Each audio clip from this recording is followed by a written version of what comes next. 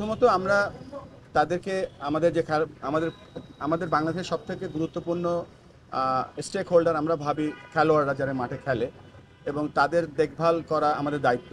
এবং দায়িত্বের মধ্যে বোঝাচ্ছি যে নট অনলি ইন্স্যুরেন্স, মেডিকেল, আমরা তাদের পারফরমেন্স শুধুমাত্র মাঠে কোচরা যে স্কিলটা ডেভেলপ করে সেটাই অল অ্যাবাউট না।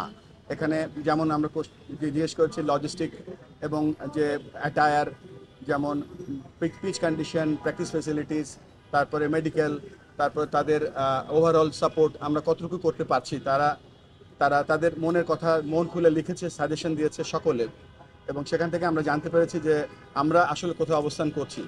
সেই অবস্থানটা আমরা এখন জেনে গিয়েছি, সেই অনুযায়ী আমরা কাজ করছি। ইন্টারেস্টিং ব্যাপার হচ্ছে যে আমাদের যে এজেন্ডা ছিল, এজেন্ডার বাইরে থেকেও প্লেয়াররা লাফিয়ে লাফিয়ে এসে তারা মাইক হাতে নিয়ে কথা বলছিল, তাদের মনের কথাগুলো প্রকাশ করছিল। এটাই হচ্ছে সবথেকে আনন্দের ব্যাপার, এবং মনে হচ্ছিল যে আমরা সকলে একটা টিম, এবং একটা টিম আমরা একসাথে কাজ করলে যে আমরা কত সামনে এগিয়ে যেতে পারবো তার একটা বড় প্রতিচ্ছবি আজকে দেখতে পেয়েছি।